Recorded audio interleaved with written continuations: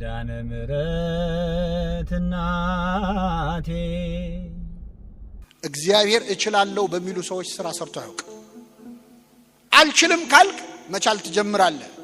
እችላለሁ ካልክም አንዳንድ ሰዎች በጣም ይሞሉናል ሆዳችን እስኪነፋ ድረስ። እችላለሁ ካልክ ትችላለህ። አትችልም እንዴ? እችላለሁ በይ የኔ እህት አይዞሽ የሚሉ ሰዎች አሉ። ወንድሜ አትችልም። እችላለሁ ካልንም ኃይልን በሚሰጠኝ በክርስቶስ ሁሉን እችላለሁ። አንድ አባት ይገርማቸዋል። አንድ ብሔረሰብ ሊያስተምሩ ሄዱ። ደቡብ ኢትዮጵያ ውስጥ እርቃናቸውን የሚሄዱ ከኛ ባህል በጣም የተለየ ባህል ያላቸው ብሔረሰቦችን አጠመቁና ከተጠመቁ በኋላ ጾም መጾም አለባቸው አይደል? የለባቸው? እኛ ደግሞ ስንት አጽዋማት ነው ያለን? አሁን እነዚህ ብሔረሰቦች 7 ጾም ጾሙ ቢባሉ አይክዱም ገና ከመጀመሪያቸው። ስለዚህ እኛ አባት አሰቡና 7 አጽዋማት ይቅርባቸው እስቲ አነስ ያለችውን ጾም ብለው በአጋጣሚ ክረምት ነበረ፣ በዚህ ወቅት ነበር። አሁን ባለንበት ሰሞን ነው ያጠመቋቸው። ከፊት ምን ጾም አለ የሚመጣ? ፍልሰታ አይደለ? ፍልሰታ ስንት ቀን ነች?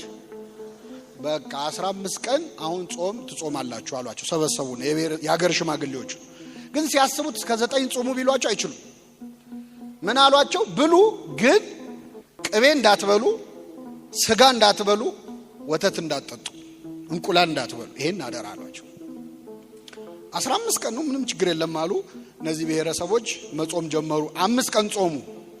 ከ5 ቀን በኋላ ማዛጋት ጀመሩ።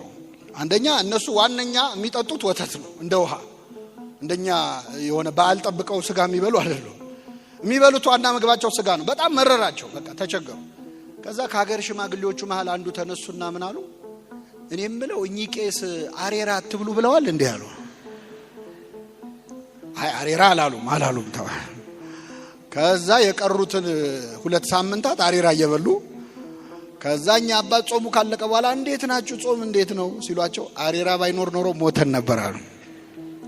ባሮጌ ማንነት ላይ አዲስ መጣፊያ ሲመጣ ማለት ነው አይደል? ባሮጌ አቁማዳ ላይ አዲስ ወይን ጠጅ የተባለ ጾም ነች። ሐዋርያት ጾመዋል። በጣም ይገርም ነው። መንፈስ ቅዱስ ወርዶላቸው እኮ ብዙ ቋንቋ ተገልጾላቸዋል። ለአገልግሎት ዝግጁ አድርጓቸዋል። መንፈስ ቅዱስ ግን ጸጋሎ አለን ብሎ ለአገልግሎት አይወጣም። መጀመሪያ መጾም አለበት። ጸጋ ስላለህ ማገልገል አትችልም።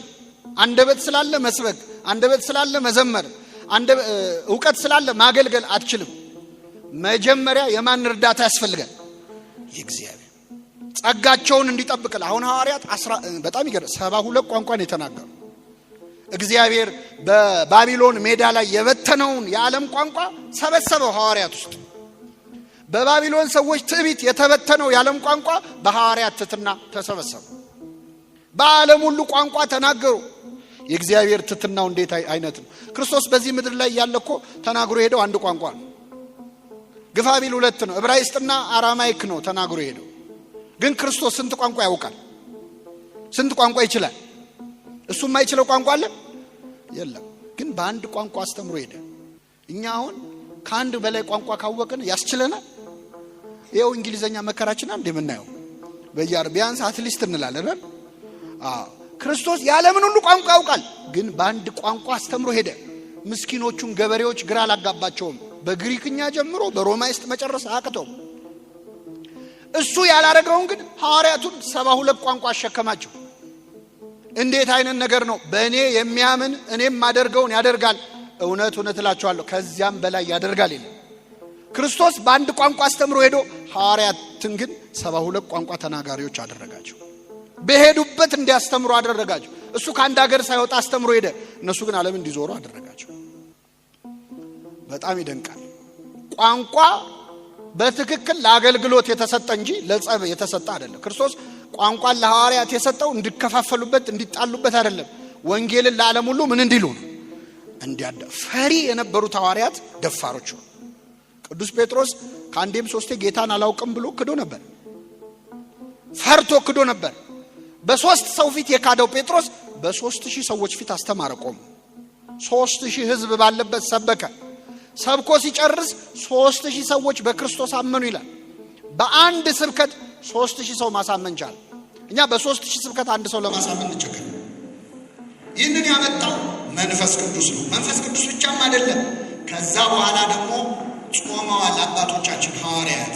በዚህ ምክንያት ከተናገሩት ቃል ያልተሰማ የለም። ወአልቦ ነቢብ ዘይተሰማ ቃሎሙ፣ አልቦ ነገር ወአልቦ ነቢብ፣ አንድ ቃልም የለም ድምፅም የለም። በዓለም ሁሉ ቃላቸው ተሰማ። ውስተ ኩሉ ምድር ወፃ ነገሮሙ፣ በዓለም ሁሉ ንግግራቸው ወጣ። ወእስከ አጽናፈ ዓለም በዛ ነቢቦሙ፣ እስከ ዓለም ዳርቻ ድረስ ንግግራቸው ወጣ ነው። ስለዚህ አባቶቻችን ሐዋርያት አገልግሎታቸው ሁሉ ለዓለም የደረሰው፣ ስብከታቸው ሁሉ ውጤት ያመጣው ከአገልግሎት በፊት በመጾማቸው በመጸለያቸው። ይህንን ጾም ስለሰጠን እግዚአብሔር ስሙ የተመሰገነ ይሁን።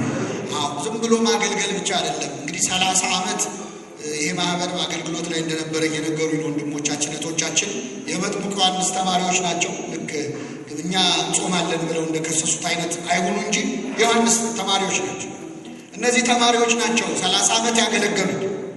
አገልግሎት አንዱ መመዘኛው መጀመሪያ መንፈሳዊ ነገር መቅደም ያለበት። አንዳንዴ ስጋዊ የሆነ ይመጣል አገልግሎት፣ ስራ የሆነ ይመጣል አገልግሎት፣ ሜካኒካል የሆነ ይመጣል። ከጸሎት የተለየ ከጾም የተለየ አገልግሎት፣ ከመንፈሳዊ ቃለ እግዚአብሔር የተለየ ወንጌል የሌለበት አገልግሎት በሂደት እየደከመ ይመጣና ስራ ይሆናል። በዚህ ምክንያት እኔ ስንት ዓመት አገልግያለሁ ብለው የካዱ ሰዎች አሉ። እኛንን እኮ ቤተክርስቲያን ያሰራ ነው ብለው ሃይማኖት የቀየሩ ሰዎች አሉ። ለምን? ከስራ በፊት መሰራት ያለበት ሰውየው ነው አይደለም? ነው አይደለም? እና ይህ ጾም አባቶቻችን ሐዋርያት ጾመው ለዓለም ያበሩበት፣ ዓለምን ያዳረሱበት፣ መንፈስ ቅዱስ የሰጣቸውን ጸጋ የተጠቀሙበት ነው። እኔ አንድ ነገር ልናገርና አበቃለሁ። ሐዋርያት መንፈስ ቅዱስ ተሰጣቸው። በዚህ በተሰጣቸው ጸጋ በዓለም ሁሉ ዞረው አስተማሩ። እኛ እዚህ አዳራሽ ውስጥ ያለን ሰዎችስ ጸጋችን ምንድነው? ለሐዋርያት የተሰጠ መንፈስ ቅዱስ ለኛ ተሰጥቷል? አልተሰጠም? አልተሰጣችሁም? አልተጠመቃችሁም? በአርባና ስንጠመቅ ምን ተሰጥቶናል? ጸጋ መንፈስ ቅዱስ ተሰጥቷል። ለሐዋርያት የተሰጠው ለኛም ተሰጥቷል። ሐዋርያት የሰሩትን እኛ መስራት ያልቻልነው ለምንድን ነው? ቅዱስ ጳውሎስ ለክርስትና ልጁ ለጢሞቴዎስ እንዲህ ሲል ይመክረዋል። በአንተ ያለውን የመንፈስ ቅዱስ ጸጋ እንድታነሳሳው እመክርሃለሁ። በአንተ ያለውን የመንፈስ ቅዱስ ጸጋ ምን እንድትለው? እንድትቆሰቆሰው። እሳት ነው መንፈስ ቅዱስ። እሳት ካልተቆሰቆሰ አይነድም። ተዳፍኖ ከቀረ ምናልባትም ሊጠፋ ይችላል። እያንዳንዳችን ፈጽመን እስካልካድነው ድረስ ከኛ የማይለይ ጸጋ መንፈስ ቅዱስ በ40ና በ80 ቀናችን ተሰጥቶናል። በተሰጠን ጸጋ እንድናገለግል ግን ምን አለ? ባንተ ያለውን የመንፈስ ቅዱስ ጸጋ እንድታነሳሳው እመክርሃለሁ። ጸጋ ሲባል መዘመር፣ መስበክ፣ መቀደስ ምናምን ይመስላል። ይሄ የቤተክርስቲያን አገልግሎቶች ውስጥ ያሉ ስራዎች እሱ አይደለም። ብዙ ጸጋ አለ። የጸጋ ስጦታ ልዩ ልዩ ነው። መንፈስ ቅዱስ ግን አንድ ነው። ለአንዱ ትዕግስት ይሰጠዋል ጸጋ ሆኖ፣ ለአንዱ ንጽህና ይሰጠዋል፣ ለአንዱ መመጽወት ይሰጠዋል፣ ለአንዱ ማስተዳደር ይሰጠዋል። የግድ በቤተ ክርስቲያን ያለው አገልግሎት ብቻ አይደለም። መንፈስ ቅዱስ በ40ና በ80 ቀን ሲሰጠን ሁላችንም ላይ ይሰራል። እዚህ መሃል ጸጋ የሌለው ሰው የለም። ያለ ስራ የፈጠረው ሰው የለም። ከዚህ መሃል እግዚአብሔር በእኛ የሆነ ድንቅ ነገር ሊያደርግ ይፈልጋል። በጣም ይገርመኝ፣ ቤታችን የምንጠቀምበትን ቴሌቪዥን ማብራት ማጥፋት የምንጠቀምበት ሪሞት አለ አይደል? ከኔ ጋር ናችሁ? ምንድነው ሪሞቱ? ምንድነው የሚሰራው? እስቲ ያበራል፣ ያጠፋል፣ ሌላስ? ይቀይራል ቻናል፣ ሌላስ? ድምጽ ይቀንሳል፣ ድምጽ ይጨምራል። ወደ ኋላ ፊልም ወይ ምናምን ከሆነ ወደ ኋላ ማድረግ ይችላል አይደል? ወደፊት ያደርጋል። ሌላ ስራ የለውም። እላዩ ላይ ያሉት ነጠብጣቦቹ የሚነኩት ነገሮች ትንሽ ናቸው ብዙ ናቸው? እኛ የምንጠቀመው ግን 5 አይሆን። ብዙዎቻችን የምንጠቀመው ማጥፋት፣ ማብራት፣ ድምጽ መቀነስ፣ ድምጽ መጨመር፣ ወደ ኋላ ወደፊት። የቀሩት ምንድነው የሚሰሩት? እስቲ ቤት ሂዱና ያዋቸው። ምን እንደሚሰሩ ሳናቅ ልንሞት ነው። ገዝተነው ገንዘብ አውጥተንበት ያ ሁሉ ጠቅ ሲደረግ የሚሰራ በጣም ብዙ ነገር አለው፣ ግን አልተጠቀምንበትም። ሪሞት ውስጥ ችግር የለውም። እኛ ራሳችን እኮ እንደዛ ነን። እግዚአብሔር የሰጠን ጸጋ በጣም ብዙ ነው፣ ግን የምንችለው ማብራት፣ ማጥፋት፣ መተኛት፣ መነሳት፣ ድምጽ መጨመር፣ መጮህ ማለት ነው። ድምጽ መቀነስ። እንደውም አንዳንዶቻችን ሪዋይንድ ነው፣ ወደ ኋላ እየሄድን ስለ ትናንት ህይወታችን ማውራት፣ የትናንት ቁስላችንን እየጎለጎሉ ማውጣት። ወደፊት መሄድ የለም። ብዙዎቻችን ወደ ኋላ ነው ራሱ ወደ ኋላ የሚሰራ ሪሞት ማለት እኛ ነው። ሌሎቹስ ቢነኩ ብዙ ተአምር የሚሰሩ ነገሮች ተሰጥቶናል እግዚአብሔር። እያንዳንዳችን ውስጥ ያስቀመጠው ጸጋ አለ። እንድታነሳሳው እመክርሃለሁ። አንዱ መጥምቁ ዮሐንስ ነው ለክርስቶስ መንገድ የጠረገው። በእድሜ ትንሽ ነው፣ በአጭር ጊዜ ነው ያገለገለው። ዮሐንስ 6 ወር አገልግሎ የሰራውን ስራ እኛ 6 ዓመት አገልግለን ለምንድን ያቃተን? ባንተ ያለውን የመንፈስ ቅዱስ ጸጋ እንድታነሳሳው እመክርሃለሁ። ጸጋ ሲባል የንግግር ችሎታ ምናምን አይደለም። በጣም መጽሐፍ ቅዱስ ላይ ያሉ ዋና ዋና ስራ የሰሩ ተናጋሪዎች ንግግር የማይችሉ ሰዎች ናቸው። ለምሳሌ እስራኤልን ከግብጽ ነፃ ያወጣው ነብዩ ማን ነው? ሙሴ ነው። ሙሴ ኮልታፋ ነው። የእግዚአብሔር ቀን አይገርማችሁ? ኮልታፋ ሰው አሁን አፈ ጉባኤ ይሆናል ለምክር ቤት። እግዚአብሔር ግን አፈ ጉባኤ አድርጎ የመረጠው ኮልታፋው። ያንተ ምላስ ለኔ ምንም አይሰራም ነው። ሙሴ ደና ጉልበት እያለው አልሰራበትም እግዚአብሔር። ትዝ ይላችኋል? ሙሴ ቤተ መንግስት ውስጥ ነበረ፣ ለፈርዖን ቅርብ ነበረ፣ የግብጽን ቋንቋ ያውቃል። ስትራቴጂካሊ ጥሩ ቦታ ላይ ነው ያለው። እስራኤልን ነፃ ሊያወጣ ሲሞክር ግን አላወጣቸው። ወጣት ነው፣ ለእስራኤላዊው አግዞ ግብፃዊውን ገደለው። እንኳን እሱን ነፃ ሊያወጣ እሱም ስደተኛው ነው፣ ተባረረ። 40 ዓመት ሙሉ በበረሃ በምድረ በዳ ኖረ። 80 ዓመት ሲሞላው እግዚአብሔር ሕዝቤን ነፃ አውጣ አለው። ስንት ዓመት ሲሞላ?